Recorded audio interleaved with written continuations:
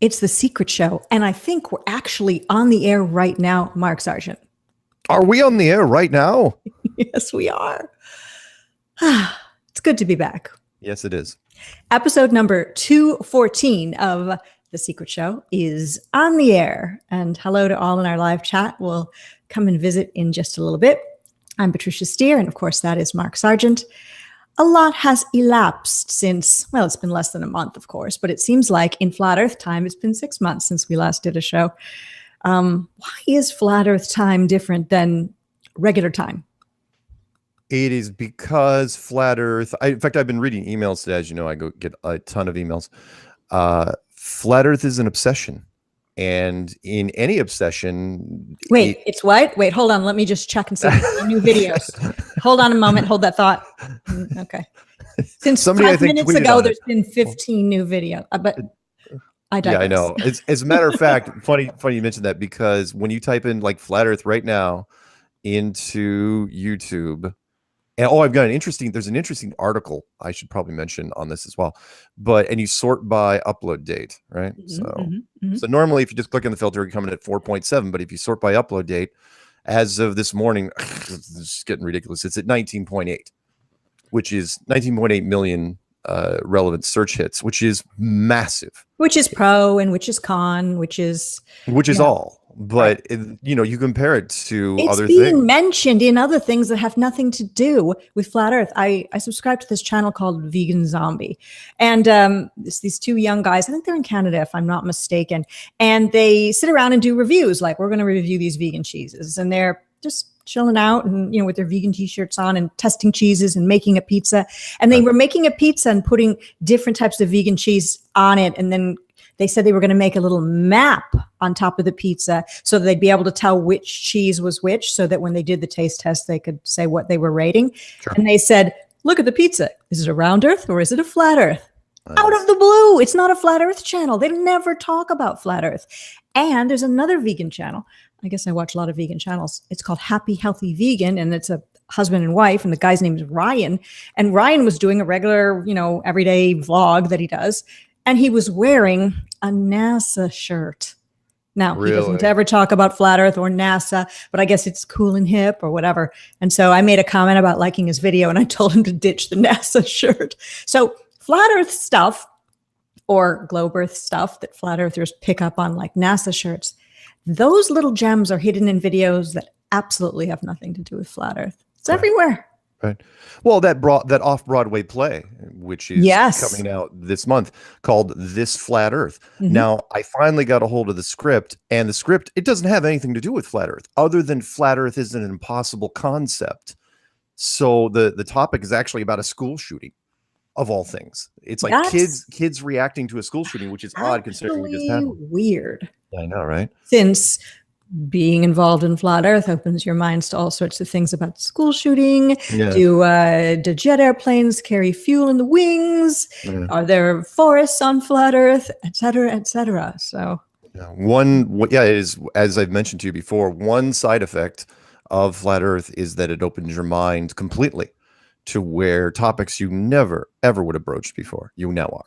Another side effect is going through each person's name that you know and their channel name and seeing if it adds up to 666 or 33.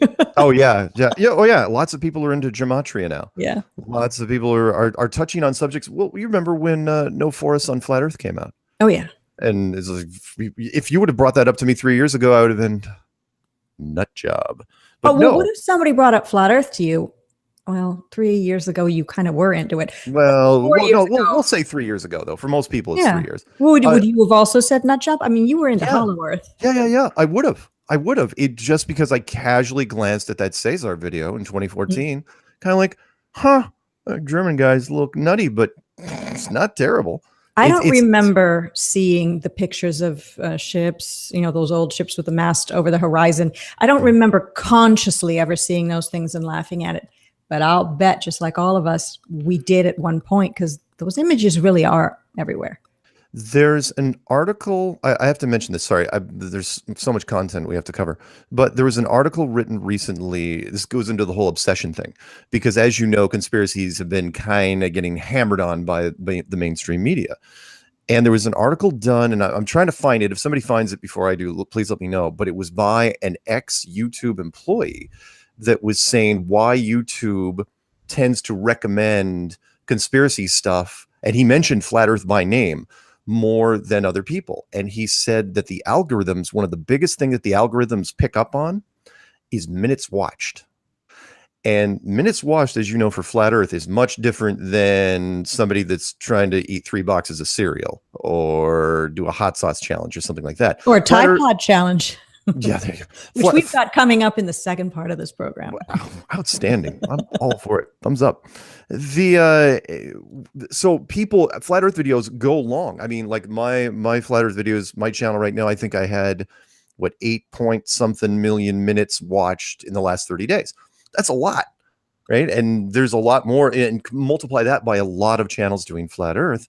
And that is why it gets recommended more than most. Yeah, it's hits. Yeah, it's subs. But remember, YouTube is a business, and they want people to sit there in front of YouTube, and they want you to watch. They don't care what you're watching on YouTube as long as you're watching YouTube. Mm. And so if you're, if you're watching a 2-hour Flat Earth video or a bunch, the bigger thing with Flat Earth is, as you know, you've heard this from other people, when you start getting into Flat Earth, you go several weeks worth of videos. You're just watching them nonstop. You just hit autoplay. It's like, all right, let's. It was so much easier back in 2015. Today, there's no way to get through all of it. No way. No, there's lifetimes worth of content out there now. But a lot of bad content too. So maybe in a way, kind of. It's been watered down, if that makes any sense. Yes. There weren't as many hit pieces back in 2015 as there are now. It has been watered down, but then I still believe that the cream rises to the top. I mean, yes, like if you type in Flat Earth into, I don't even have to put in, like you even try to just type in flat into YouTube, it's going to fill it in for you. There's what happens now is, remember how we were talking about like the big channels, the big verified channels, all of them have started talking about it. And, ABC News, Anthony Padilla, BBC News, All Time Conspiracies. I mean, that's just a battery of verified channels. And once you can get past those, you got to get, to find the actual content.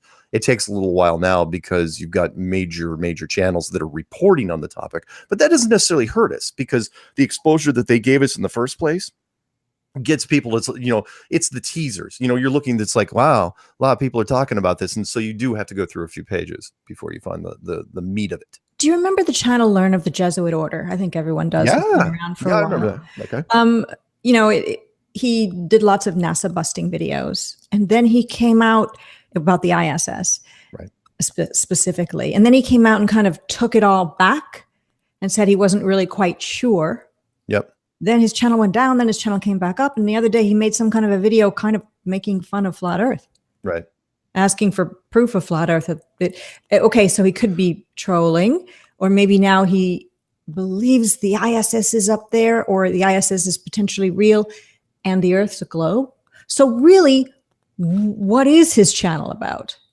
I don't confused as the topic. No, that's a good point. The Jesuit order, but the Jesuit order, if you want to go along and point a finger at somebody, is responsible for, the globe model being put into play in the first place. So if you're going to learn of the Jesuit order, you're going to learn that the Earth is flat eventually. What he's doing now, I have no idea what he's doing now. But he used to be, interesting you brought him up, because he used to be literally my favorite NASA bashing channel. Yeah, he was great. That guy went on some freaking jags. It's like he just pull up the screens. It's like, look at this piece of crap. Look at he'd swear all the time and just make these. And yeah, he was doing really well. And then he pulled himself down. It seemed voluntary, but we had our suspicions. It's like, okay, what'd you shut down for? And then slowly but surely he was putting videos back up, but you know how hard it is to get back in now. Right.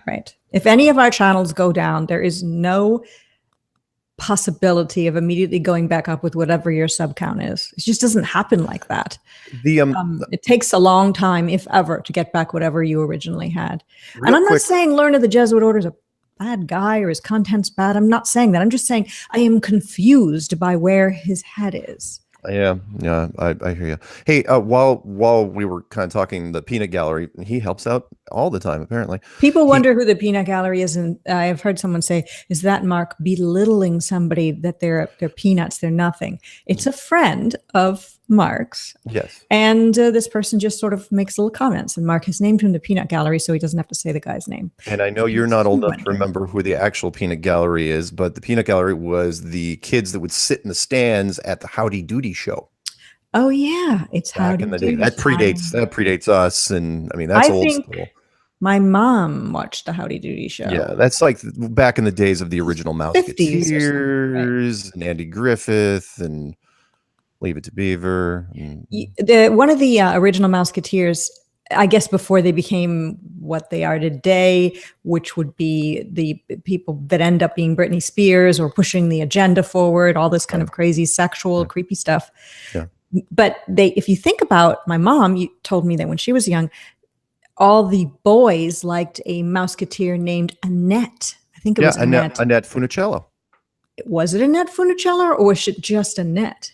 I'm Well, we'll pretty have sure to look that up, but she had very large breasts, wearing a very baggy sweater, but at the time it was scandalous. So that girl was promoting a sexual agenda. Maybe this was planned through Walt Disney. Maybe. I'm going to look up Annette right now. And it's got to be Annette Funicello because she was part of all the later beach party movies with, oh boy, Frankie Avalon. Frankie Avalon. Frankie Avalon and Annette Funicello. They were the couple. The article, by the way, the oh my gosh, it was Annette Funicello. Man, you're good. I know media. The I absorb all media. It was from Vice News. Vice, who of course, did their piece on, well, they did several pieces on us. But the article is called, if you guys want to read it, it's interesting. It's How YouTube's Algorithm Prioritizes Conspiracy Theories.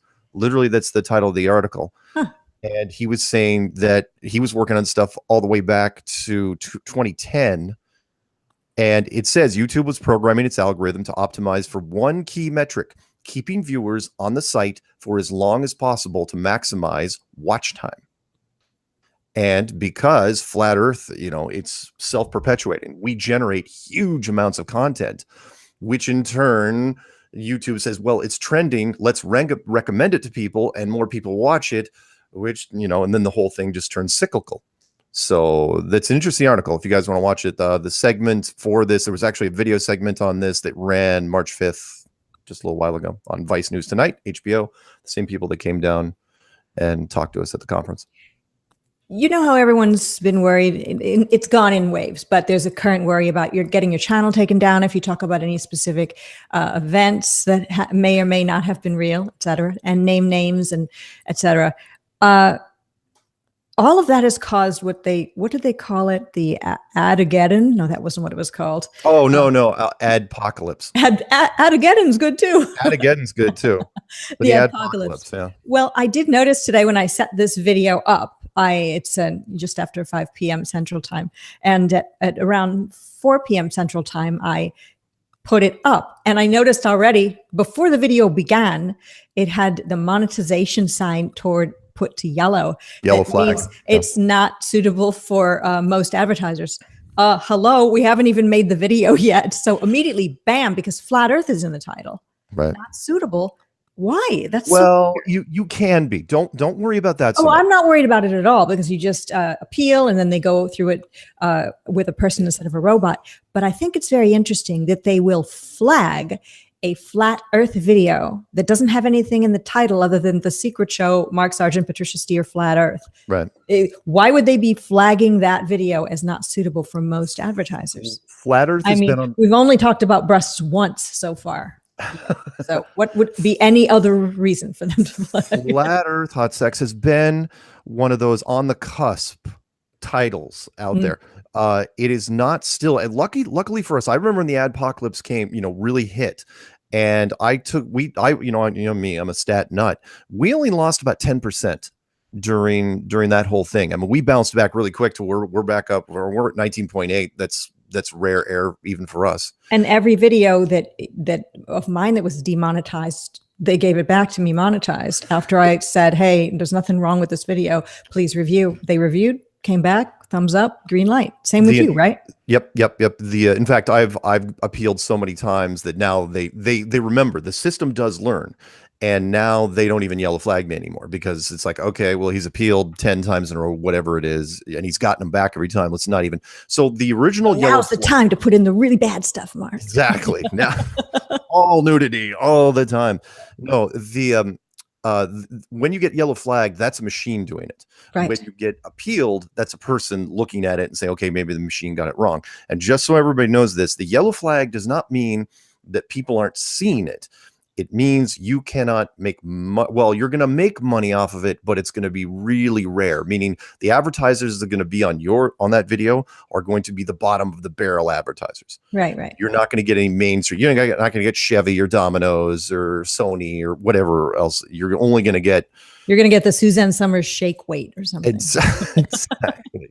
You're going to get a Billify. You're going to get some sort of pharmaceutical that nobody wants. But I think, though, that it is somewhat of a scam because what happens is if you're trying to make money on YouTube, forget about if it's flat earth, no matter what it is, any topic, and they do this flagging of your video, that video will get aired to your subscribers and a few others. Of course. And then time will go by where the video gets stale. And in that time frame, you haven't been able to make money because it's been flagged. And then when they manually review it and realize there's nothing wrong with the video, they let you have it back, but you won't make much money now because most everyone's seen it. Yeah, you're absolutely right. And I've watched a lot of videos on the whole ad apocalypse and what it meant. The sinister side of it is, and I don't know why, I mean, it's Google, they can get away with what they want, is they don't tell you when you're yellow flagged. That's the difference between everything else. You use copyrighted material, they're going to send you an email. You get blocked, you're going to get an email. You get struck, you're going to get an email. You get yellow flagged, they don't have to send you anything. Right. You have to just be you looking. Literally have to go in every day, go to your videos. If you make a lot, especially if you haven't checked them in a while, and go to the little drop down that says limited or not monetized or little monetization and filter by that and see if there's any yellow flags that show up. And then, appeal what you can. And I recommend just, it just doesn't matter what they say, just appeal them all. And you'll be fine. It was initially designed, just so you guys know, and I won't dwell on this too much. The original Adpocalypse was meant for the video game review guys that were making money off of video games that were really, really violent. That's initially what it was for, because the massive sponsors, you take your pick, any big corporation, they didn't want to be tied to videos that they considered offensive, and that was one of the big things. So they demonetized a lot of channels. I mean, a lot of people went down, people that were making a living doing for whatever reason video games mostly, but that's what happened. And now they've thinned out the herd somewhat. There's still nowhere else to go and then recently they've been doing the conspiracy stuff. In the last couple of years, they were kind of toying with the idea, and they've really focused on, and I don't want to dwell on this too much, but you know what I'm going to talk about, which is shootings, which is any public shootings in the United States. That's kind of now considered taboo when it comes to YouTube. It doesn't mean it's automatic, it's going to happen, but there's no statute of limitations. So if you make a video that's critical and says, oh, the shootings were a hoax and blah, blah, blah, because of the new bullying rules, like Sandy Hook is a perfect example. People now, if anyone that's tied to Sandy Hook, if they send an email or whatever to report you to YouTube and say, look, I feel that this shooting hoax video is bullying me, YouTube can come back and say, oh yeah, by the way, strike. And if you have a bunch of them, you could be in real trouble because they can go bam, bam, bam, bam, and take down the channel. Meanwhile, there are people, flat earthers and others, who are actually bullying other people, and there's no way you can make them stop. So it's I know. Yeah, it is double step. Not. Yeah, it's not objective in the slightest. It is mainstream media based. They're leaning on them. The big thing was, and again, let me just mention it, was the Parkland thing, because we haven't talked about Parkland. The Parkland shooting, where the #1 trending video within the first 24 hours was, is David Hogg a real guy? you know, or is he some sort of crisis actor? And it was trending. I mean, it was literally trending. So the mainstream media, what do you think they're going to do?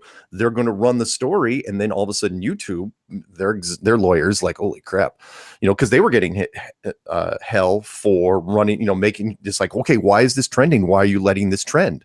And YouTube had to go back in and start, you know, hammering on people that were doing it.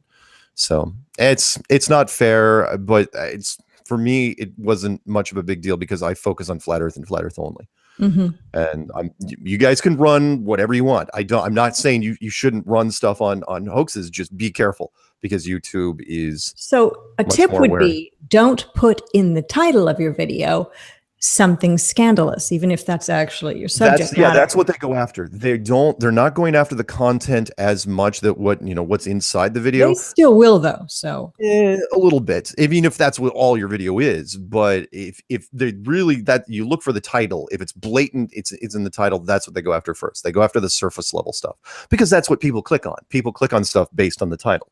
So but again, it's up to you. I've never really run them much anyway. For me, it's like, the shooting stuff upsets me, and I don't like. I mean, I've got my opinion on them, but I'm not going to make dedicated videos against them anymore. It's usually it'll be just interactive stuff with other people. I do want to mention Martin Leakey, Flat Earth British.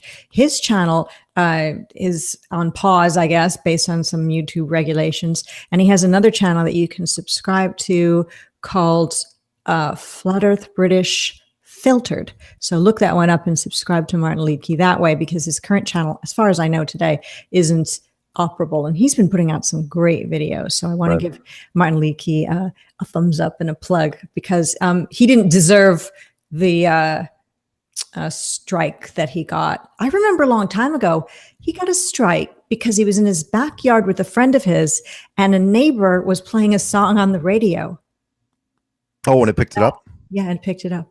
It's strange. Not right.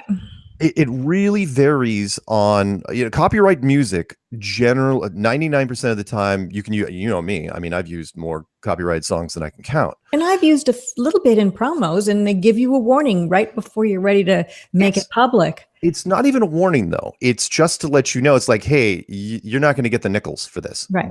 Somebody else is going to get them. Here it is, and here's why. In fact, they put a line nowadays. They changed the line over the last couple of years. The line says, "You're not in trouble for this, and this isn't going to affect your standing." And they do that because you get that message. It's like, crap. Oh no, my channel's going. What did I do?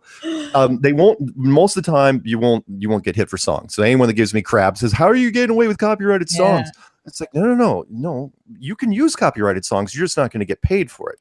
It's the videos that will get you in trouble from time to time, and that is somebody makes some sort of video content, and you use a snippet of it, unless you claim fair use, for whatever reason. I'm saying, look, if you're doing a flat earth story, I'm going to report on you covering it. So that's fair. And you can get away with that. And sometimes they'll challenge you on it, but you can appeal, and that works fine. But yeah, you just gotta be careful. Just don't. And Richie from Boston was getting his channel shut down, and then a number of his supporters, I think they wrote YouTube or Google. I think Google. I'm not sure. Anyway, and he ended up getting a lawyer, and I'm not sure exactly what occurred, but he ended up getting his channel released from, I don't know, purgatory or whatever happened to it. So. And some people bounce back better than others. As you know, ODD got smacked down pretty hard, and he rebuilt from scratch, and now he became the first flat earth verified channel. And you can rebuild him better, stronger, faster. Yeah. Like the $6 Million Man. Yeah. Others don't bounce back as quickly. I'm going to take a quick shot at Eric, because Eric got his brought down, but that was brought down for a different reason. It wasn't copyright stuff. It wasn't bullying. It was straight up hate speech, and YouTube doesn't like that either. So be nice. But also, you can get your channel taken down even if you are nice. I just think that there's all sorts of little ins and outs that you have to be careful. And all of us are always a little bit on guard about it. Oh, I am. Every time I open up YouTube now, because if you ever get a copyright strike, you haven't gotten one yet, right? Right. Yeah. No. When you get it, it's jarring. You open your email and there's a noise that says, no. It's fear in your heart. Yeah. It's like at the opening of Inception. Blah. Yes. No, you don't even get to open up your email. You go and you log into YouTube, and your YouTube immediately switches from its normal mode to just a big red page with a lot of red on it. Ooh, red. That says, I mean, that literally takes over your screen. You cannot get into YouTube without logging out of your account.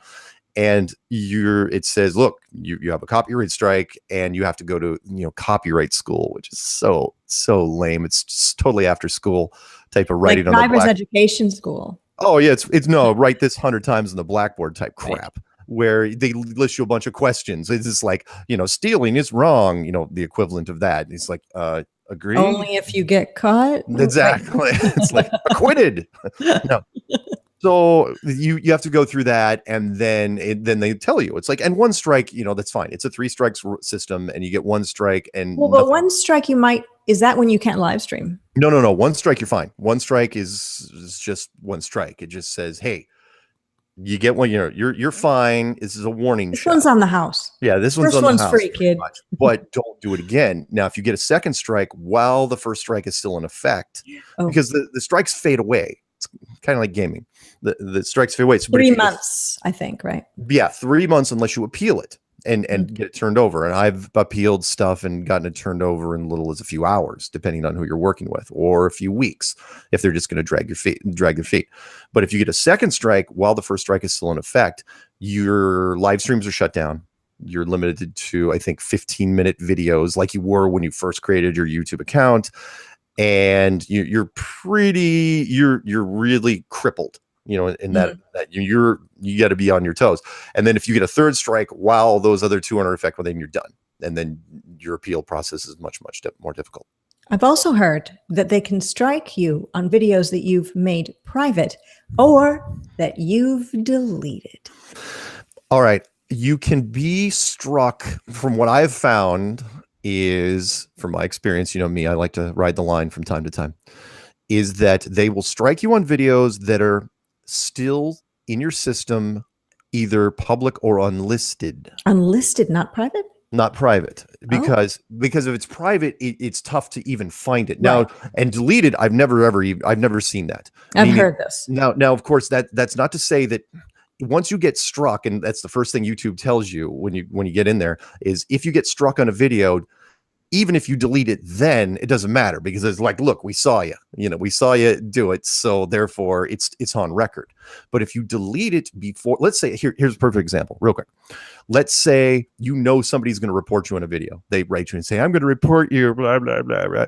And they're going to do that. Well, if you delete the video before they can even report it, YouTube can't smack you, because Are you sure? Because I've heard they could. If they've got the URL.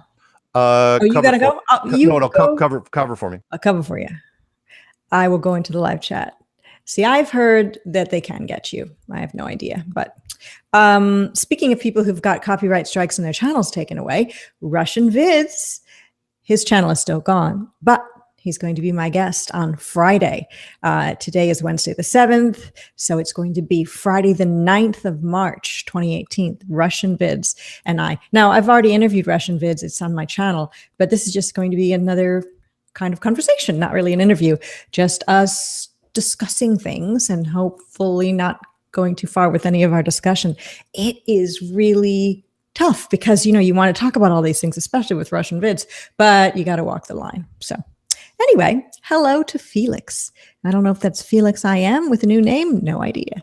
Hey, Brian Burton and DITRH, Rob Morrill, and hey, Flat Accord Music, and Robert Wigles. And see, Robert says Jaron got one from a deleted video. Yes, I indeed heard the same thing. Wesley Stace, Flat Earth News. He thanks for the compliment. He says, my hair's looking fabulous, but Mark's looks like crap. Good thing Mark's not here to hear it. Hi to Carl Steinbeck and Arwen and Joe Green. And let's see, Zelda Love. Hello, Zelda. Epsom Vince. And he's asking a question, which I don't know. Zulu One is here, and Tinker. Hey, Authentic Intent. Glad you're back doing all sorts of new live streams. So if you've kind of lost track of authentic intent. Josh, he is back. Ginger Sugarbush 905 is here. Hello, Flat Earth Vegans and Native Indian. And hey, King TL. Hi there. What else we got here? I'm scrolling up here. 73 Mabrin, who says that CNN said that flat earthers are terrorists. No, I have not seen that. Dorje Daka is here. Have you seen that? No. And there's been plenty of chances, you know me, we've talked about this where we suspected that eventually flat earth would be branded as a cult. And BuzzFeed, that was their perfect opportunity. And to date, no one has done that. I thought they would bring the terrorism angle in when, remember back in maybe 2015, Jaren's boat, that whole thing. Yeah, but the boat was early 2016. Yeah, the boat didn't blow up though. Didn't catch fire. I mean, it'd be different if you like painted skull and crossbones on it and say "Die globalists" and blow the thing up. But they didn't. Joe Green says, this is pertaining to the Richie from Boston, saying that his subscribers wrote YouTube and Google and he got his channel back and he got a lawyer. Joe says, where's the address you write YouTube or Google at? I call BS. I mean, it is pretty hard to actually speak to a person on Google and YouTube, but maybe when you have really big numbers. If you have, if you're a really big channel, I'm sure you can go back. Like if you've got a Google Play button when you've reached those lofty heights. Because at that point you're assigned a rep. I mean, because you're part of the YouTube, the upper echelon. You go to the YouTube award shows and you do helpful seminar things, special cocktail parties, exactly. So you eyes got a wide guy shut you can, parties. At that point, you can talk to him and say, "Hey, man, can you help me out?" Like, exactly. So. Hello to Zoe of Be Here in Love as well, and Happy Ray and Bob of Glowbusters. I don't know if I said that already. Maybe not. And a bunch of other people who are way up higher on the list that were here earlier in the show. I hope I've not missed anyone, but I will come back in. Oh, hey, Shill Scanner. I'll come back in and chat with you guys in a bit. Okay, so before you left us, what were we talking about? Previously on Flat Earth and Other Hot Potatoes. We should go. Oh my God. Okay. My father. No, he didn't. Your what? It isn't mine. How can you be pregnant? You're a man. All right. Psst, hey sis, you awake? Anyway. All right, so okay, so I want to talk about a couple things real quick because let's go down the YouTube path a little bit further, which was this will segue in nicely. As you know, last time since you and I talked, this is going to give you an idea of how far we've come. So not only do we have 19.8 million hit results, but literally the #1 subscriber channel in the history of YouTube decided to do a flat Earth video. And we all know who that is. PewDiePie. Just the name. It is. Yeah. I hate PewDiePie. Okay, and which is great. I don't hate him. I just think he's so average. And when average is the height of what is popular and loved, it makes me wonder why any of us are doing anything we do. He is, well, look, content rules, and again, the cream rises to the top. Why is he popular? Because because social media is a little different than real life. He's the equivalent of, the closest I could come up with is he's the Paris Hilton of social media. Paris Hilton, as you guys know, a few years ago, she was popular. She almost coined the phrase just by existing, famous for being famous. Right. Meaning, didn't she always say, "That's hot"? Don't start with Paris Hilton. Let's see, and she had a shoe line, a very inexpensive shoe line. I do know that. Before the Kardashians, there was Paris Hilton. And the Kardashians are also the epitome of that. They don't do anything. They're literally famous for being famous. Wasn't Kim Kardashian and Paris Hilton friends at one point too? Wouldn't surprise me. No, exactly. Also Lionel Richie's daughter Nicole Richie. Correct. Nicole Richie. That was her bestie. Mm-hmm. Ugh, the term bestie, all of it. So average. So let me tell you. So I'm happy that PewDiePie made a video literally called. It's great. You're right. Proof the earth is flat. That was initially what he titled it. And then he thought different. It's like, holy crap, maybe I shouldn't have titled it that, because then he called it, he tacked on the end, meme review number 8. There's a cat sighting, right? There's a cat. Oh yeah, this is Greery right here. Oh, you can't see her. She's black and she's there she is. Well, she's black and she kind of blends in with my. Greer doesn't usually show up on camera. No, she certainly doesn't. Hi, Greer. Sometimes when I'm doing a show, she is the only girl of my 3. I have these catnip toys that look like sticks of dynamite. Yeah, violent. But anyway, I hear her and she has a very sweet meow, meow, meow. And she runs with it in her mouth and brings it and lays it at my feet while you and I are doing a show. And I think it's so that's cute. Nice. Sort of like a suicide bomber cat. Yep, pretty much. She's trying to kill me. That's good. But I can't ever share this because it's happening on the floor while we're here. So I will segue into the suicide bomber thing because I want to read part of a Russia Today article. But let me talk about PewDiePie here because I got to get this rant out. Okay. Go. PewDiePie has always bothered me because he stumbled onto something. And then I've always heard, you know me, I love media and I love, all the little aspects and the little dirt piles you can find. I'd always heard that there was a marketing machine behind PewDiePie and that his numbers were inflated. As you guys, some of you may or may not know, you can buy subs, you can buy thumbs up, thumbs down, you can buy comments, you can buy pretty much anything. You can buy thumbs down on other people's videos. Yeah, why not? I mean, that's nuts. And it is not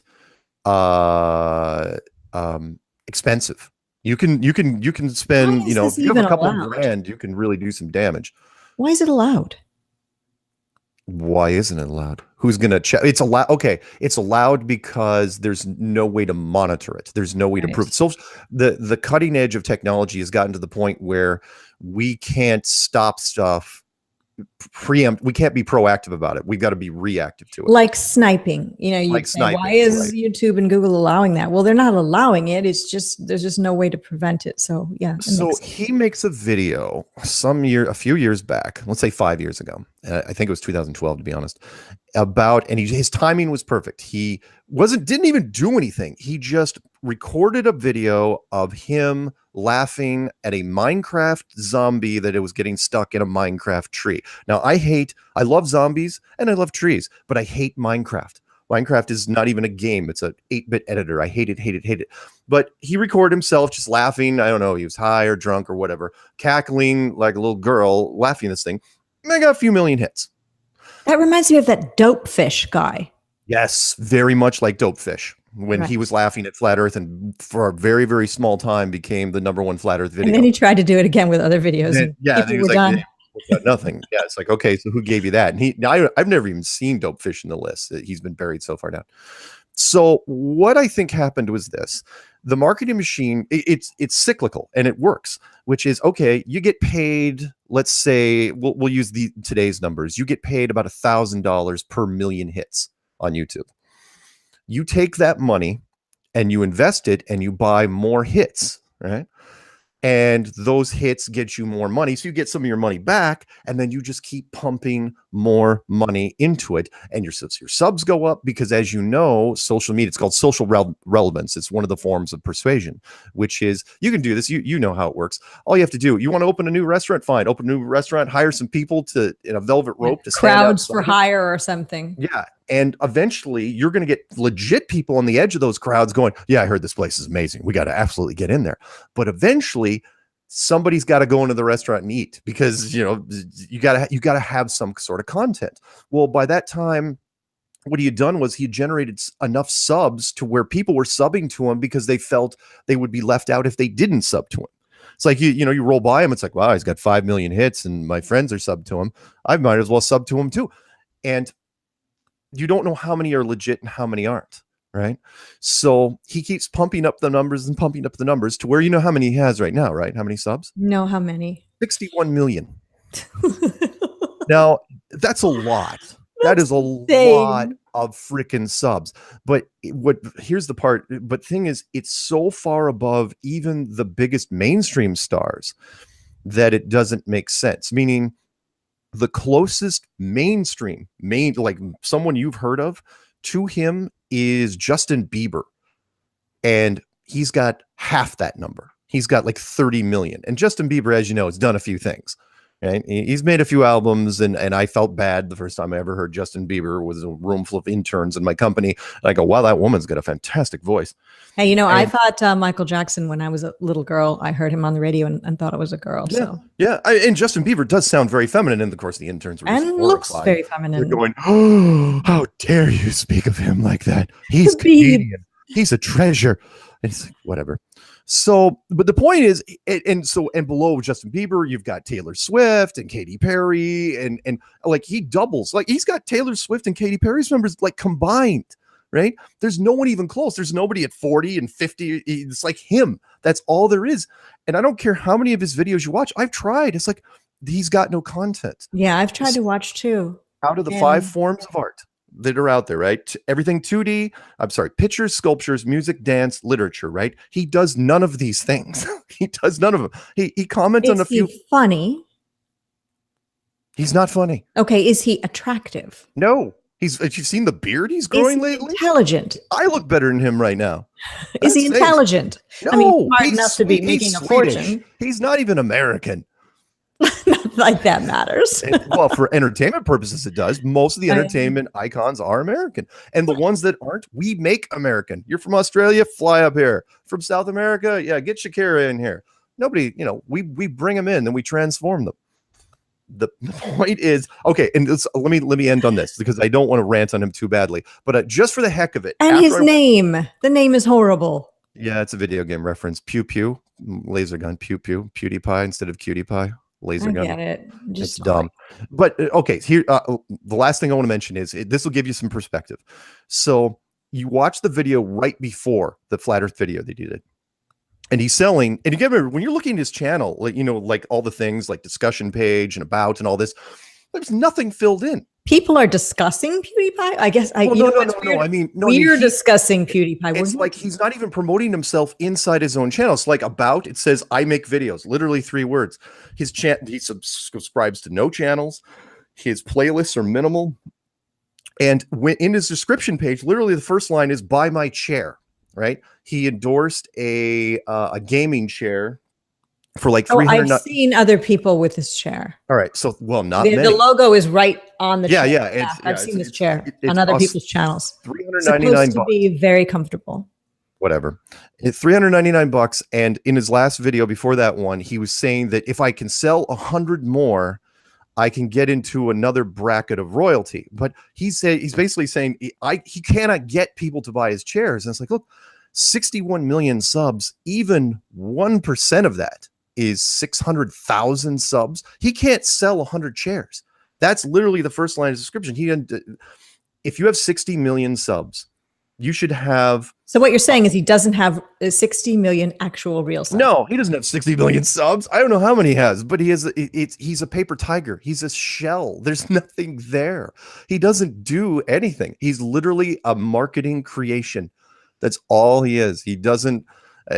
He literally find me 3 videos. Find me a video where I can actually laugh at, and it's like, oh no, you're old. I'm like, no, look, I spent my entire life in gaming. I know what gaming funny is, and he ain't it.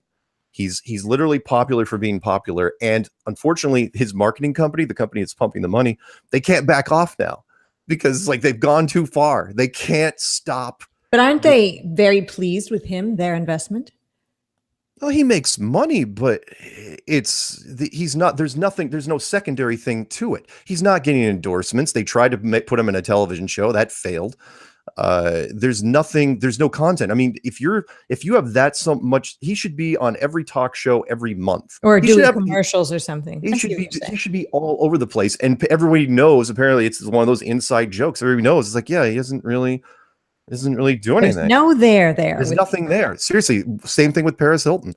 I hate to compare the two, but they are similar. So anyway, they'd make a lovely couple. No, there's nothing. Anyway, sorry. There you go. That's my wrap. Okay, PewDiePie we've discussed. Shall we talk about airplane wings and fuel? Big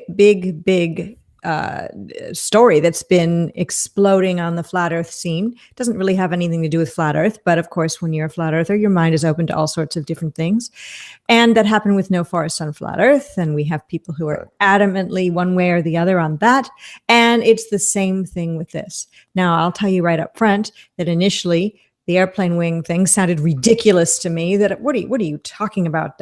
Those things don't run on jet fuel. I've been on a billion planes. Well, not a billion. I've been on a lot of planes and flown overseas many times, and I know that they put fuel in because you can smell it when you're on the tarmac. Right. You see them pull the thing up, the fueling cart up, but when you look into it, the possibilities of the weight being supported by those wings gets less and less likely. However, I am not an engineer. I don't know exactly about how wings are built or the who, what, why, when, and where. I've come to the conclusion that I don't know enough about it to speak on it coherently and come up with a clear-cut decision. But I do think that there's a possibility that planes use less jet fuel than we're being told, at the very least. And you know a lot about planes. I've been to the Air Museum with you in Seattle, and I knew even before we went together, Air and Space Museum, that Right. you just know a lot about a lot of things, but a lot about airplanes. When we do the drone strike training, we're actually asked to disassemble several small jet engines. So yeah, no, yeah, okay. I don't want to dwell on this one, but This is you. I don't want to dwell on this, but no. But well, okay, it is. I appreciate. Look, I love the fact that Flat Earth changes people into open-minded vessels that can grab anything and latch onto it and say, "Yeah, this is possible now." I love that aspect of Flat Earth. I really, really do. Something like this, yeah, it's interesting. It's a nice little side project. Am I going to buy it? Nope. It's not one of my favorites, not even close, and it really doesn't even dovetail into the core Flat Earth concept, other than it's another conspiracy. It's interesting. There's a plane. Yeah, P-L-A-N-E. if it goes anywhere with it, yeah, it's fine. But for me, you're also talking about a different type of guy. You know, I also believe in fission weapons. You know, atomic weapons. I do. I always have, and in the end, I always will for various reasons, but I won't go into them. So for this, it's like, yeah, it's great, wonderful, fantastic. You guys want to enjoy that. It helps the whole open-minded thing. It's not going to be a long-term thing with us. I think the No Forest on Flat Earth will carry a greater distance because it is tied to the core Flat Earth. But well, Plain Truth did a good video on it. Coop Stoop did a couple of videos. Oh, yeah. There's a couple of people that I can't recall their channel names. They've done videos. Globebusters' last show this past Sunday in March 2018, they did a show discussing it, and neither Bob nor Jaron said, I 100% believe that they don't use jet fuel. No, they just said they're very open to exploring the possibility. Yeah, for me, not everybody's going to agree on everything, obviously, in the Flat Earth. When it comes to, for me, though, I put it in the same rank as Dallas Goldbug's facial recognition stuff. How's that? Well, you know, the guy that says like Jimmy Carter is actually JFK. Yeah, that's true. And stuff like that. It's like, yeah, it's interesting. And I love the possibility, and you could turn it into something, but I don't think Bill Hicks, Alex Jones, Alex Jones. The ears, the teeth. I don't think that the jet thing's interesting. I don't think it's going to have any legs in the long run. So I've got other things to focus on. Like, I should mention this. Like here's a story for example. Can I segue into something? Yes, please. Which is something I ran into. The Peanut Gallery actually sent it to me on from Russia Today. So when I look at my news sources, I look at CNN, I look at Fox, I look at NBC News, and I look at Russia Today. And every once in a while, Russia Today will put out something, otherwise is known as RT.com. They'll put out something that the Americans don't cover, which is interesting. You know, like, and this one was really glaring to me. It was a story called I Could Smell Smoke. High school evacuated as ISIS supporting student brings bomb to class. And this was today. Are there really in American high schools ISIS supporting students? Well, that's just real. That's where it gets interesting. I mean, ISIS is fake at the very. No, I got that. But here's the thing: we didn't cover. We created them, so nobody died. But first paragraph: a teenager has been charged with bringing a homemade bomb into a Utah high school. Students spotted a backpack emitting smoke, prompting an evacuation of some 1,100 kids. Following the discovery, it was at Pine Valley High School in the city of St. George. The school was evacuated for 2 hours while bomb squad officers swooped in, and there was a bomb. Wait a minute, you're walking around with a backpack and smoke's coming out of it. Yeah, it wasn't a very good bomb. That doesn't sound that good. But the point was, and the city, the Hurricane City Police Department made a statement, St. George Police Department made a statement. The point is that we, the United States, we didn't cover it. We covered the Parkland thing all day long, but there's a Parkland tie-in that police say that the young person that supposedly made this backpack bomb, put up a ISIS flag the day of the Parkland shooting. Yeah, whatever. But I at a school. It's interesting, and the reason why I think this story got no traction in American media is because there's no way to spin it. There's nowhere to go with it. Meaning, you can't turn it into gun control because he didn't have a gun. Can't turn it into bomb control because there is no such thing. And something that Franklin Delano Roosevelt, FDR, said, which was one of his best quotes, which was, "Only give people the amount of truth that they can handle." Meaning, you don't really want to scare, what good does running this story inside the United States do? You're just going to scare parents, but there's nothing for the parents to do. It's like you throw it at them, you throw gun control at them, and the parents are like, okay, well, maybe we should do something in gun control. Something like this, parents are like, holy crap, I don't know if I want to send my kid to school this month. Or, they start questioning the education system. Maybe we should set up metal detectors or bomb detectors at the doors. So that's probably what they want to do. Well, again, we didn't cover it. That's the interesting thing about another this. One is in Delaware. There was a boy who threatened to burn down the Charlotte Valley Central School in the town of Davenport. Right. And 8-year-old boy who was charged with a felony crime. That was interesting. So that's also tied into all this. Yep. So I didn't hear about that in our media either. But then again, I don't watch news, and I only happen upon certain things in doing the kind of looking that we all do within Flat Earth, like these stories you're talking about with RT. But maybe these were reported, but it is kind of true that I bet there's a lot of things going on, both real and fake, that never really get disseminated to the masses. And the reason is because there's no way for them to spin it. Yeah. It's like you said. Yeah, if there's something that George Carlin said, which is never trust anything that you see that's out in the media. Basically, the government releases its report because there's an ulterior motive. There's a reason for every story that's out there, for the most part. I mean, and they oftentimes back each other up. Yes.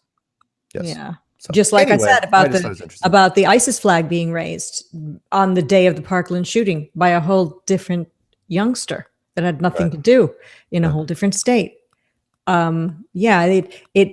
It's kind of like there's a Tesla in space, therefore we live on a globe.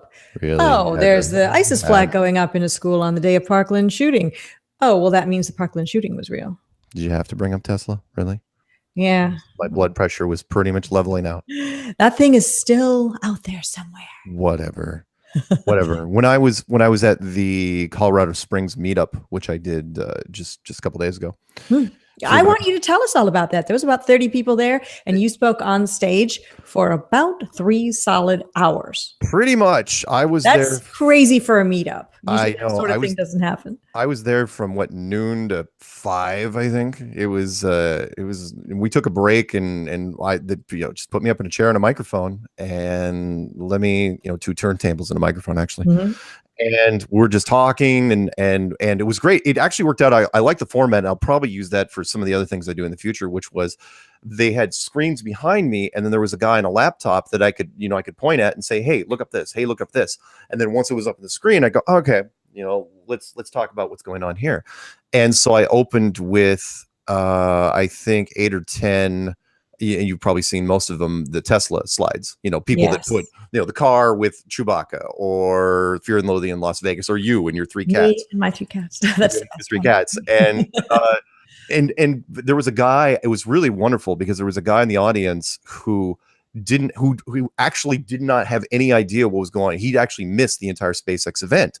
And so when we finally got to the real slides of SpaceX, he's going, No, seriously, that's what it is. No, those are the real slides. I go, yeah, those are the real slides. You go, no. I go, yeah. I think the whole event with SpaceX and Tesla helped our cause. I think it Oh, helped absolutely wake did. people up. Absolutely did. Even your hardened skeptics, it was just But so it much had suffering. another effect in that I know somebody who's a business person here in Houston, and he said, "Oh, it was just probably a Tesla advertisement. I think it's great he did something like that. Look at all the free press he got." And I said, "But he's lying to the public, Right. saying that he shot something into space and it's flying out there." And he said, And "It doesn't matter. It's all about money and commerce." And I think it's a great thing that he did. I wish our company could come up with something like that. I was well, appalled.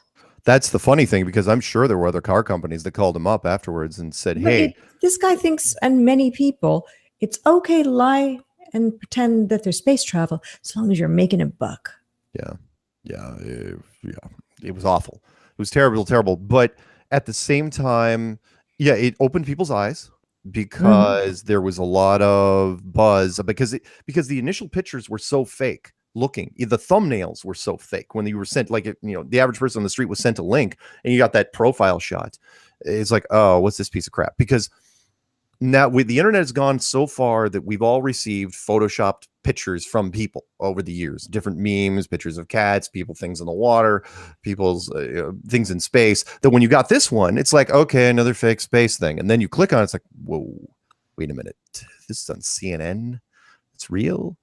And to your friend's thing, it's like, you next time you run into them, say, okay, fine, it was SpaceX advertising or Tesla advertising, where are the logos? Where there's 3 different cameras, 3 different giant selfie sticks on this car, not a single logo or brand anywhere on that car. Not from another company, not from SpaceX, not from Tesla. That thing should have been wall-to-wall advertisements. There should have been pizza ads. There should have been Verizon on there. Should have looked like NASCAR. And it didn't. The space, when's the last time you saw an astronaut's uniform? They didn't have a single patch on it. Not even the helmet. Helmet didn't have anything on it. Disney alone, not to go off on a little rant, Disney alone would have paid exclusive rights to replace that astronaut with a stormtrooper, since they own the rights to Star Wars now. And that's it. And plus, why are you using the freaking Roadster? Why are you using a convertible? The top of the line, the Tesla top of the line, is their Series 3, the 4-door sedan. Why isn't that there? It's bigger. You can put more stuff on it. You can put people, you can put a stormtrooper and a Borg and Groot and Boba Fett or whoever you want in the backseat. Oh, I'm sorry, Iron Man. Put him in the backseat. That thing pays for itself. It never ever happened. But my biggest, I won't go off on this too much because we got other topics before we shut down, which is the greatest example of misdirection I've ever seen in the history of live television, which was the production trucks, because it's all about producing things. It's like camera 1, camera 2, camera 1. What did we miss? What was missed? What didn't you see? You never saw how the car actually got there. Well, they said that the explosive bolts allowed it to, be out. No. I mean, the actual main rocket, the main Falcon rocket. So it was the main Falcon rocket and the 3 boosters. 3 boosters come off, and then that's where they focus their attention. It's like, okay, there's booster 1 landing here, booster 2 landing here, booster 3 crashes in the water, and car. And it was brilliant. Everybody fell for it, including me. Magic trick. And what you missed was, because the car had to detach from something, the giant Falcon rocket, that thing had to tumble back down below them. The thing should have split open like a walnut, and that was your money shot. Shoot it from facing the driver, the thing would have split right in half down the middle. The thing spins backwards, and that was completely missed. 3 cameras, you never saw the Falcon rocket. You never actually saw the Falcon rocket. You only saw the boosters. It was brilliant how they did that. I received an email from Rob, who was talking a little bit about what we discussed earlier, gun control, who says, when there's a gun control story on TV, I see a massive social control and hundreds of people demanding that some of their rights be removed. And that's exactly what's happening. We were touching on that earlier about what is going to be coming into schools because of Parkland and because of Sandy Hook and all these other things, that there will be metal detectors, guards, armed guards, etc., at schools in the future. People want that now. And then children are going to grow up like the book 1984. When we enter the world of 1984, when you read that book, the world is as it is. Sometimes the main character goes back in his memory as to what life used to be like. But you never see the slow transition. And what's going to happen with these children is they're going to grow up in a world where there are metal detectors and armed police and guards in their school. And they will be living in the 1984 world. What do we got? I mean, depending on how old we are,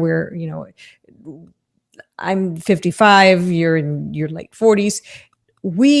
Our time here is almost over, well, Nice. speak for yourself, but you know what I'm saying. We're not 13. It doesn't matter about us. It matters about the children and getting them trapped into that 1984 total control world where they see it as good, where they want the police officer, where they'll feel security that there's somebody with a gun in their school guarding them. Right. That's where they're trying to take this. And it's I don't know, totalitarian tiptoe. People we're getting closer and closer to it. And meanwhile, on the sidelines, people are asking for it by name. Control me, take away my rights. I mean, they can, my opinion, if you heard my show last night, which is you can only take it so far. And I won't spend too much time on this.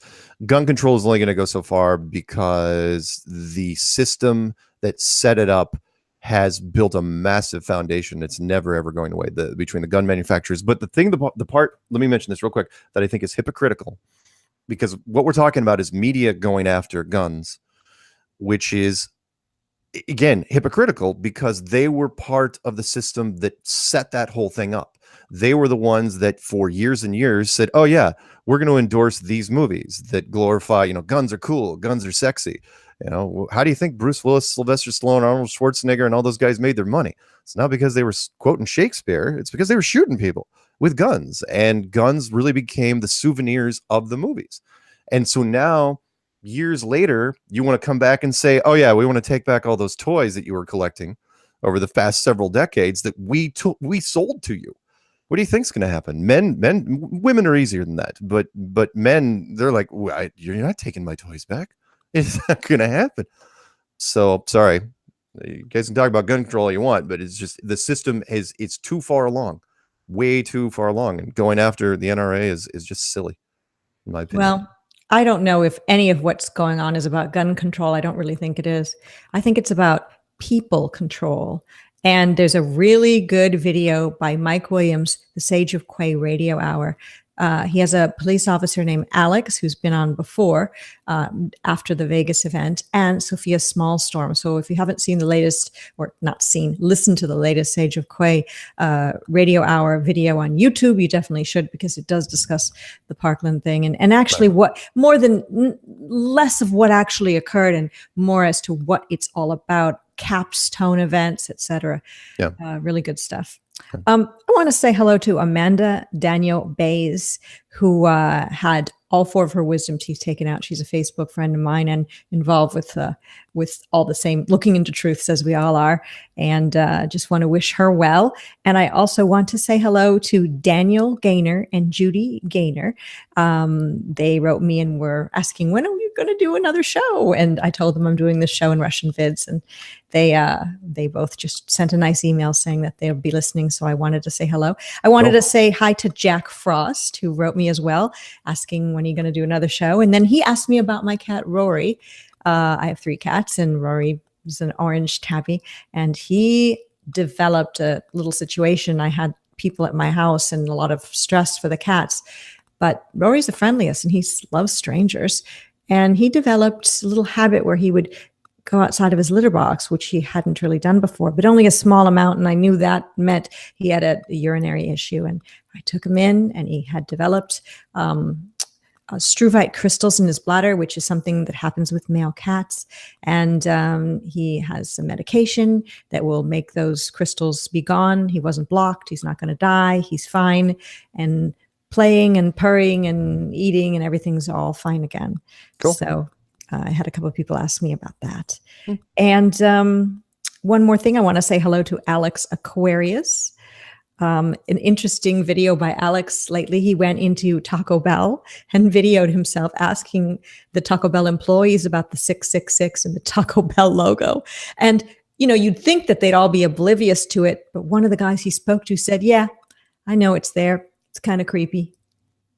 Just imagine. Well, we're talking about the same company that also did their latest promotional thing called, instead of Illuminati, Belluminati. The Illuminati. Yeah, which is pretty. I mean, I gotta hand it to It them. is kind of funny, to be honest. It is. And this commercial is all about the sinister stuff, how there's secret things, and Um, I even handed out custom Illuminati cards at the Springs thing. yes, and did you really know? I have the No, not those. card This you one, gave me, but yeah, these were custom ones. No, not that's nice. Yeah. Anything else that you need to mention about that meetup? I mean, it was only there was a lot of fun. Anyone that's doing, in fact, I've got 3 or 4 more promos I got to do after this show. Which anyone wants me at their meetup, just give me a plane ticket and pick a hotel for me. It can be cheap. I stayed at a motel. I heard you stayed at a motel that you picked out that they paid. I did. You're lucky that you even got soap in that one. I'm lucky I got soap in that hotel. Those walls were paper thin. Well, let me tell you. And crack was being sold down the street. There was a liquor store right across the street. Thank God. It was perfect for you, is what you're saying. It was. I've been in worse. It was great. But if anyone wants me to come to their meetup, just let me know in advance. And I mean, they used miles to get me out there, which is great. I don't mind. It was kind of fun. And we've got the Flat Earth conference coming up, not only in Denver in November of 2018, which we've been talking about since the one last year in Raleigh, right, but the one in Edmonton, Canada has been announced now. Right. And you can go to the FEIC website and buy tickets for that. And I know I'm going to be there. You're going to be there. Some of the same people as last time will be there, and people that have not yet been announced that we don't even know who. I was about to say, because I'm supposed to make a promo for this thing, but wait, you weren't invited. Oops, no, just joking. Fine. Well, I was invited to the one in North Korea, so that's going to be a win. Really? Are you making that up?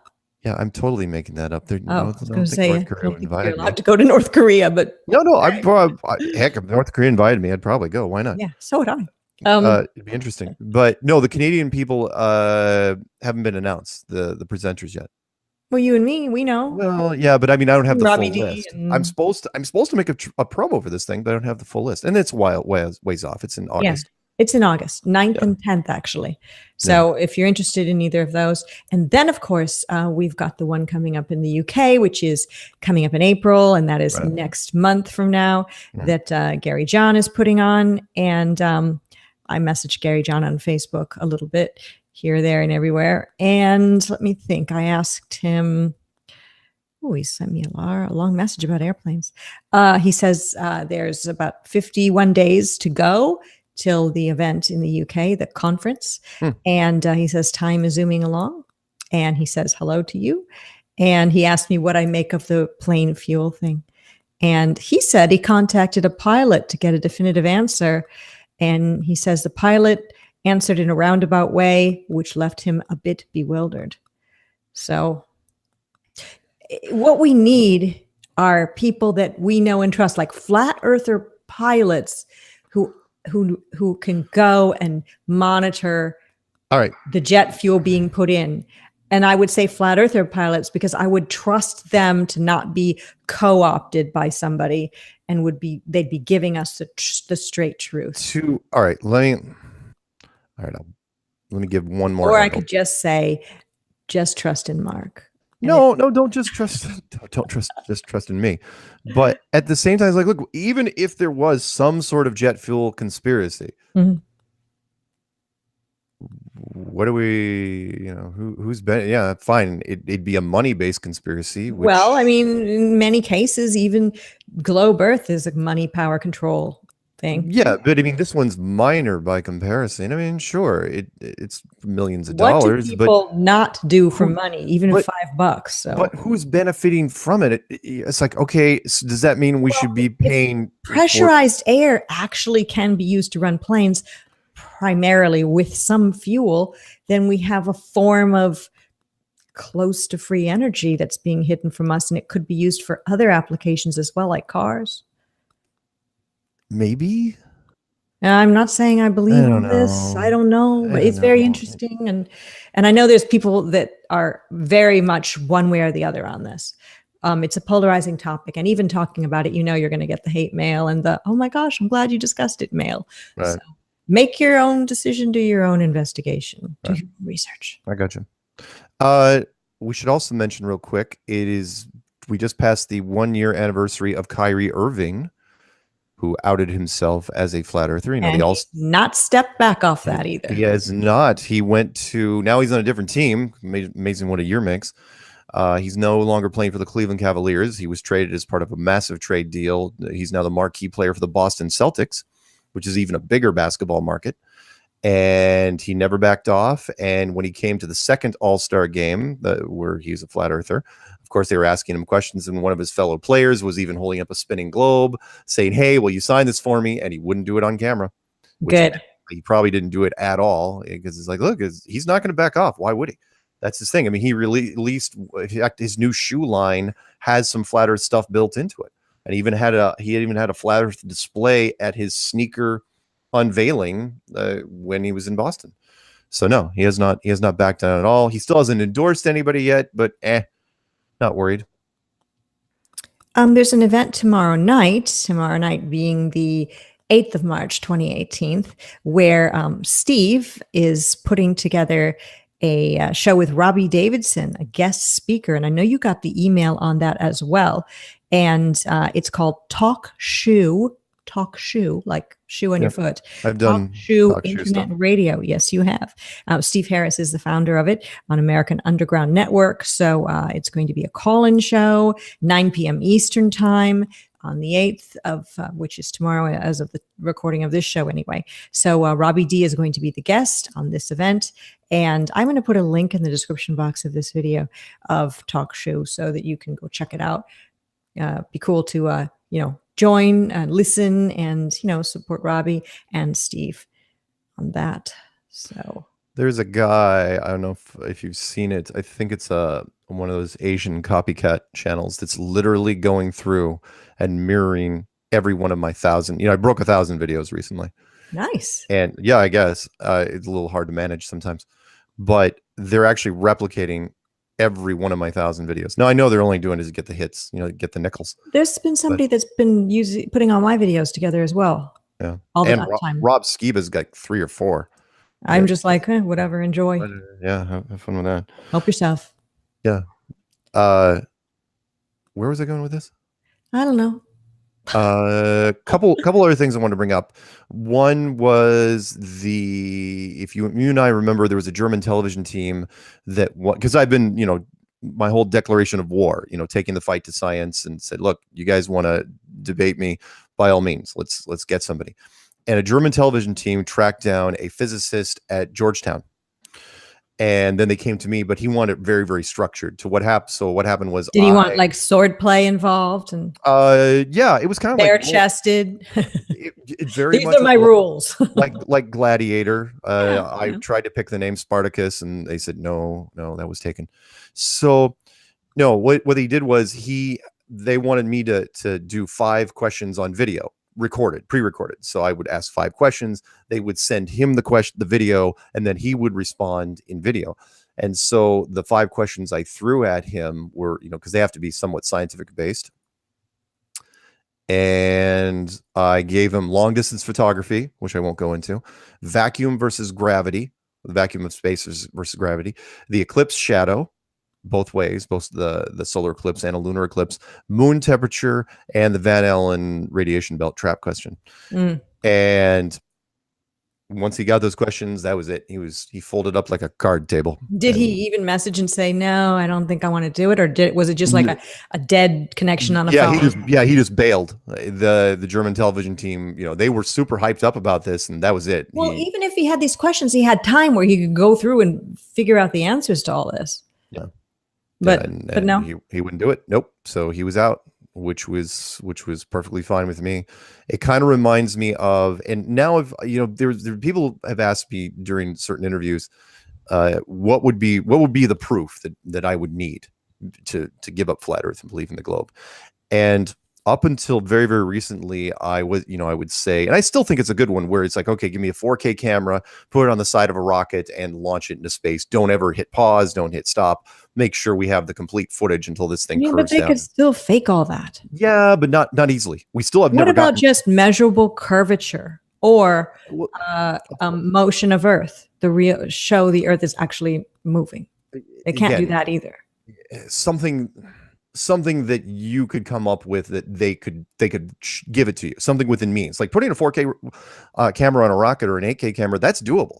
I mean, you can do that, do that today. But another one that came up recently, because I've been really digging into the whole vacuum thing ever since I had that industrial vacuum expert, was, and you've heard of it before, but I think it bears repeating, which is show me an astronaut in a freaking vacuum chamber doing a test. Up until now, we've never really had all the astronauts. Remember, they train underwater. But didn't they have one where they were dropping the feather and? Yeah, but there was no astronaut in it. That was the feather. That was the giant vacuum chamber. I'm saying take a guy in a suit, put him in that vacuum chamber, and crank it up. So why would there not be a guy in a suit? Why do you think that can't be done? Because the only test that I saw was a black and white test that was done in the late 50s, early 60s. And I can't remember. I think it was Seventh Day Truth Seeker or somebody else that put it up, where the suit wasn't perfect. And he blacked out real fast. Because you remember, if you're exposed, the human body is exposed to a vacuum, things will start to boil at room temperature. Right. We've seen ISS footage of them out there doing a spacewalk where you can see a finger through a glove. You don't. Yeah, I know. And the suits don't look pressurized. The hands look quite thin. And I had thought at one point, it's like, no, have we put astronauts in vacuum chambers before? Haven't we?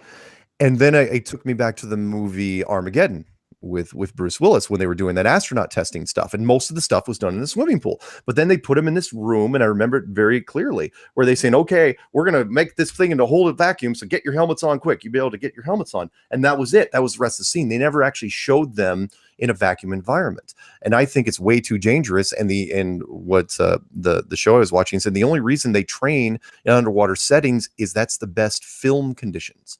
Meaning the underwater setting is the best way to film 0G. But if you're in an actual vacuum, that's the exact opposite, because then you've got no resistance at all.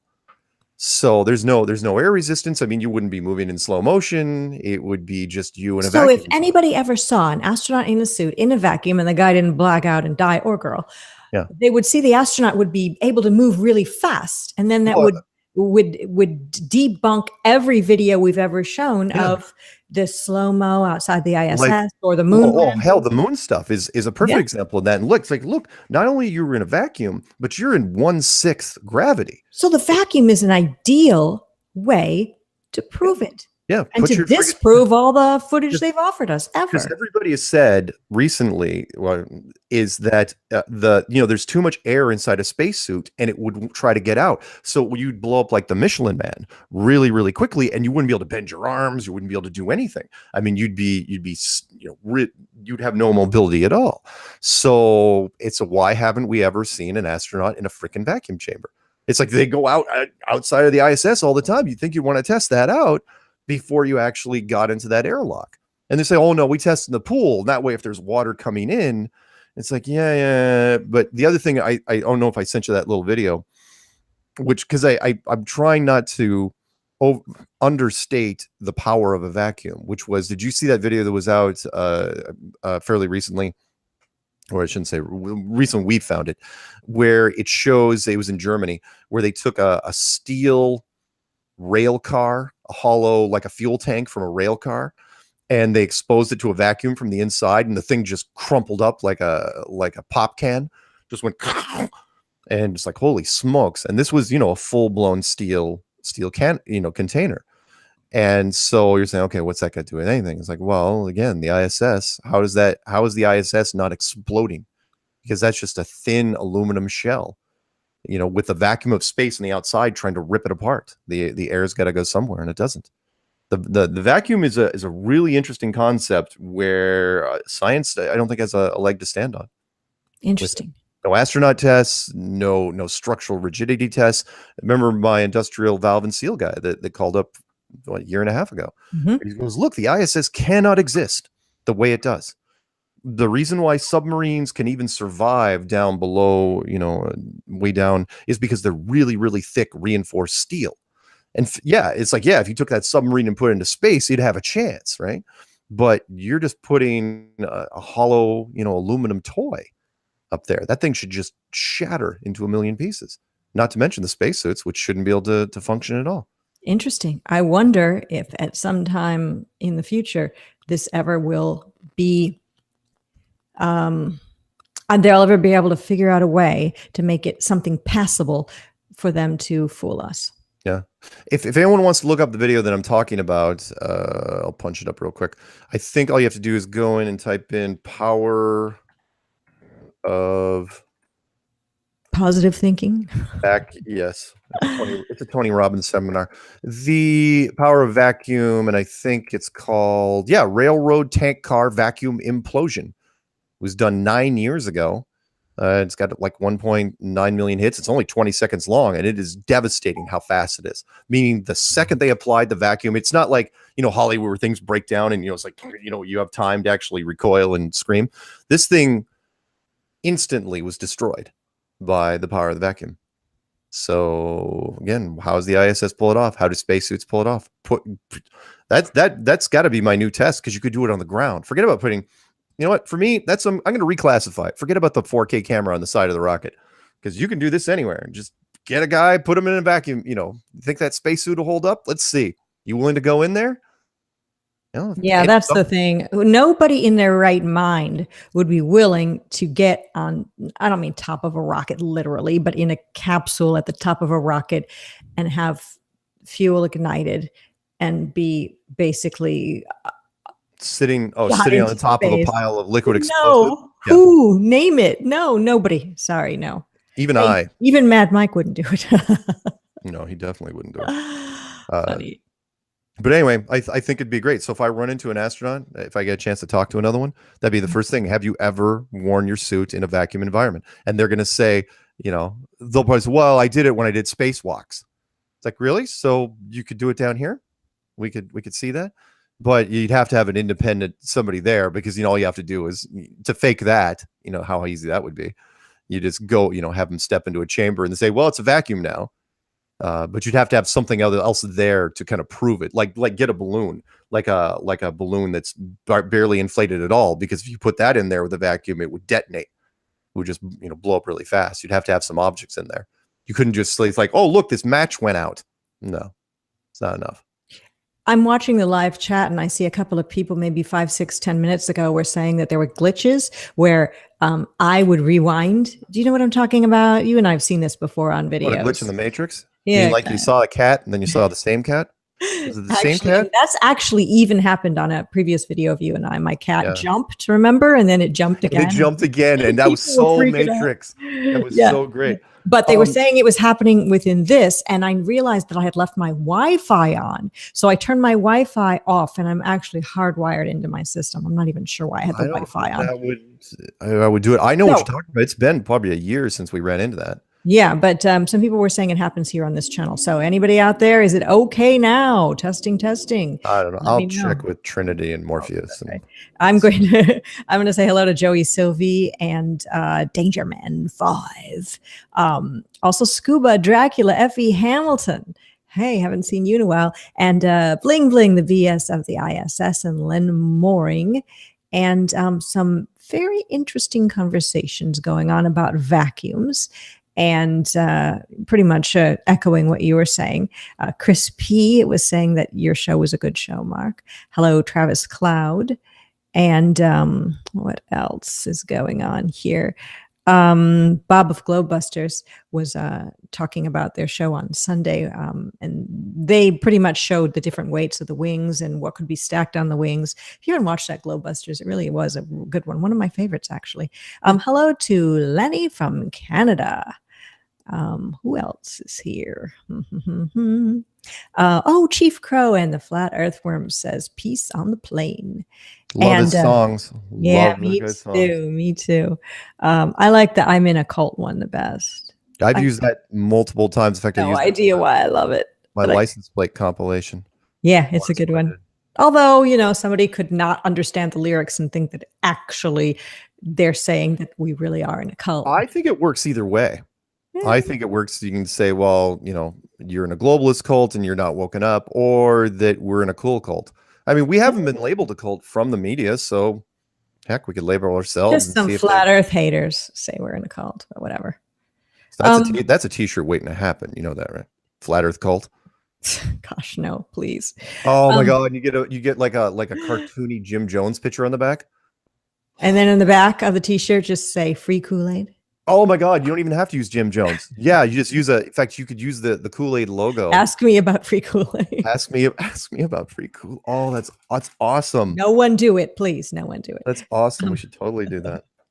Anyway, Chris Topher says the only thing that would make him go back to globe Earth is putting a billboard on the moon, because he says he knows it will never happen. That's actually a very good point.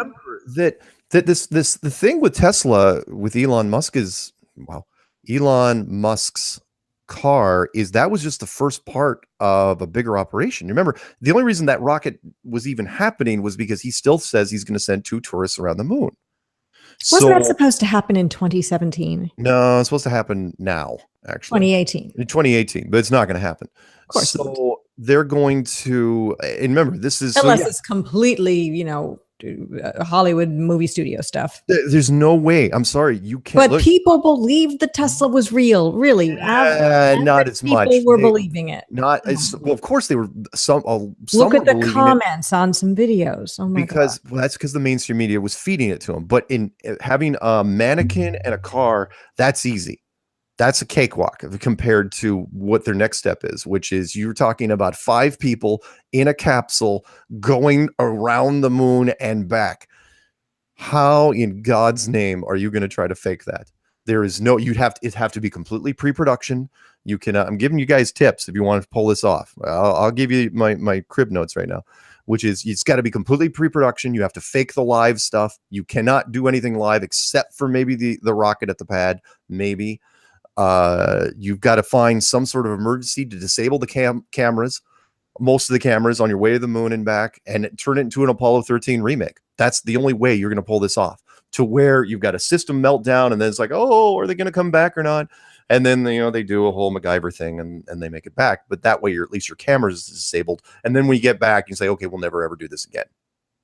You know what I mean? Too dangerous. Why can't they just tell us the gosh darn truth? Well, men hate relinquishing power. Yeah, it's one of the rules. And money.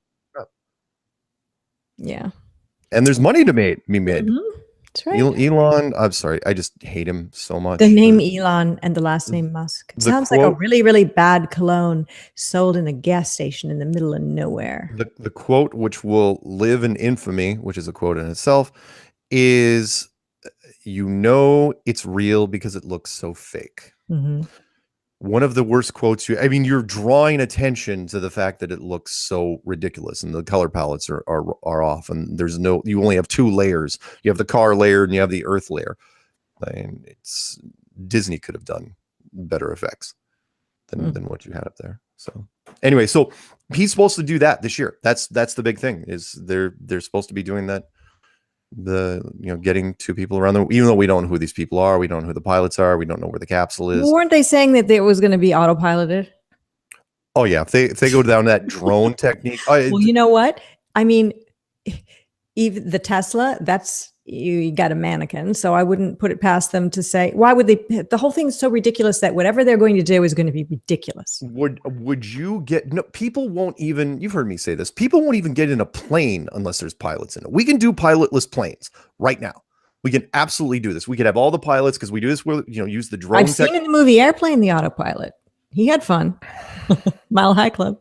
Wow. Actually, it was only oral sex with the inflatable thing, but that's okay. I think that you're in the Mile High Club if you achieve that, right? You know what? I have to look that up. I don't know what the rules are. Does that count? I don't know. Maybe. Yeah. I don't know. Anyway, the point is, people won't get in a plane. We can drone planes right now, but would you get in a plane if you knew it was just being remote piloted by some guy in a warehouse? Maybe not.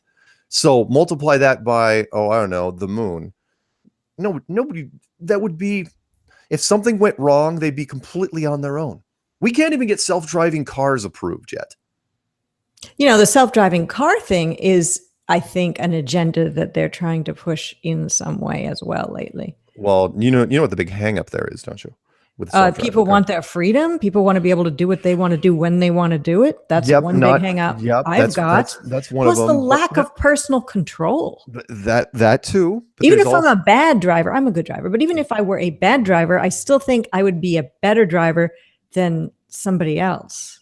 There's something more fundamental than that, though, which is insurance.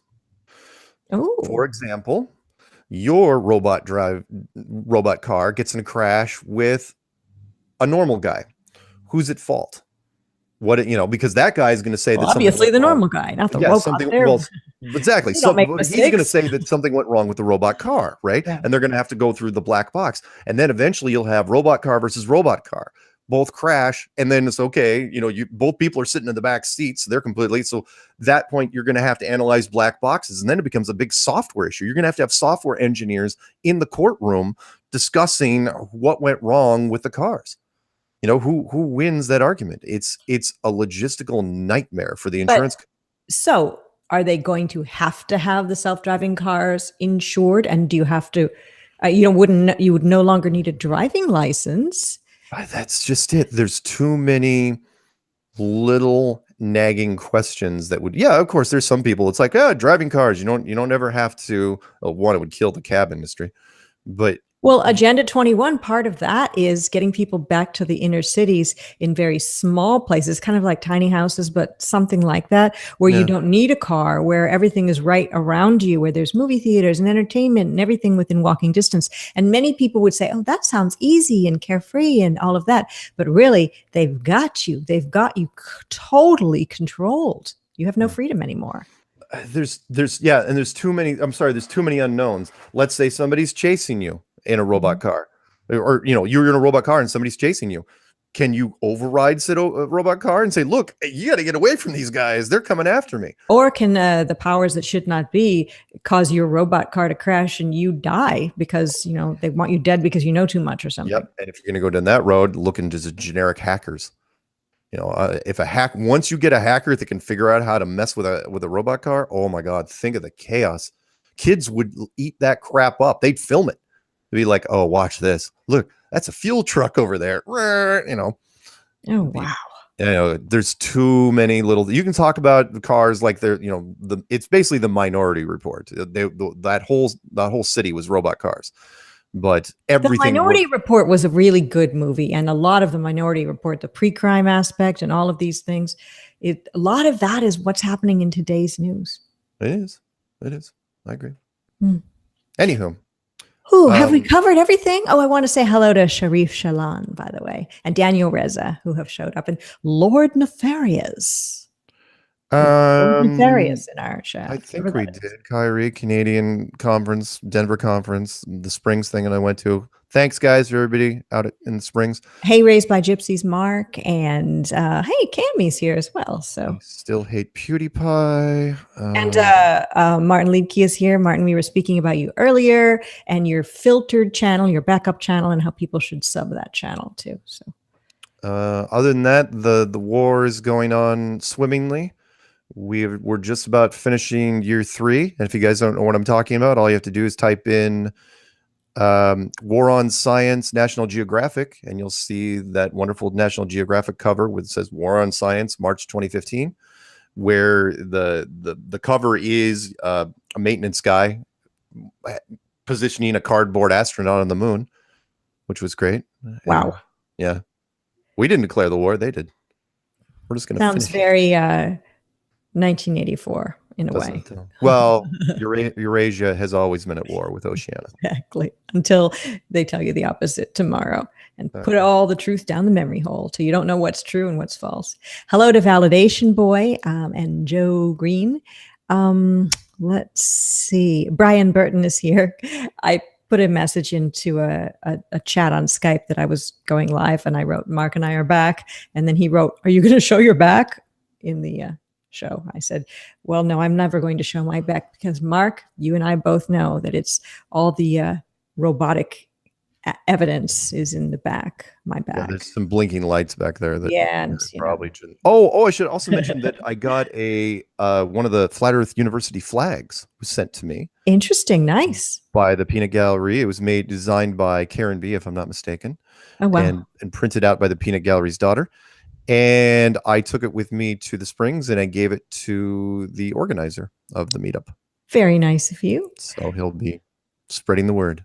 I want to say hello to CC, who called into your show last night on Truth Frequency Radio, who's in the live chat right now. Oh, cool. Also, a guy named Faze said he wants to thank somebody who bought a Mark Sargent shirt that he made off his Redbubble. He said someone from Canada bought the Mark Sargent t-shirt and he wants to shout them out. There's a lot of flat earthers in Canada. Oh my gosh, I'm so excited to go to Edmonton in August because I've been to Canada before. I've been to Montreal. I used to live in Michigan, so going to Canada was not Montreal per se because it's a bit farther away, but going to Canada was not an unheard of thing. Sure. So yeah, but I love Canada and I'm super excited about going. And that event is going to be held in this giant mall, which sounds so non-flat earth, but the hotel's really cool and it's really going to be just a fun event for everybody. Go there, get some French fries and gravy, some ketchup flavored potato chips. Oh yeah, you know what? I heard that in Canada they have ketchup flavored potato chips and they have poutine, which is gravy on fries. Yep, gravy. I'll only try it if somebody can bring me a vegan version. And they have, oh geez, I'm gonna screw up the name. We call them the dumplings, pierogies. Oh, pierogies. I've seen those in California as well. Huge up there. Yeah. It's monstrous. Yeah. Mostly because of the Polish influence. Indeed. So what else is happening here? Well, just everyone's having fun in the chat. Hello, Jason90 and the Life of Brian. And anyway, I appreciate everybody being here in the live chat. Give the video a thumbs up. And if you haven't subscribed to the channel, hey, why not do it? It's free. And later, when the video actually goes from live Google Hangouts to YouTube, come back and make a comment on the video because I have a number of people watching, but then later, not as many comments because everyone who's here now doesn't come back and comment. And I'd like you to because I'm lonely without you. That is a lie. Anyway, that's a David Hogg certified lie. Oh, don't mention that person's name. Sorry, did I say David Hogg? No, you didn't. David Hogg. Anyway, we've had 190 people watching at our peak, which is pretty good, I guess. And don't forget, Russian Vids is going to be my guest on March 9th. 2018 on this channel. And as I mentioned earlier, he's been here before and I've interviewed him and this is just going to be more of a casual chat. And we may or may not talk about Mr. Hogg and all assorted other RV oriented topics. And it should be fun. Thank you, Mark. It's nice being back and talking to you. Again. Yes. Although we've been talking on Skype, but exactly. No, it's cool. It's like a bicycle. You get right back on and it's easy. Yep, not touching that one. Not touching it. Look, I'm a little nervous that one day I may eventually be lumped in that whole Me Too thing. No, never. Probably not though. No, never. Mark's one of the good guys. I am one of the good guys. He is. True. All right. Until we meet again, talk to you later and keep it flat.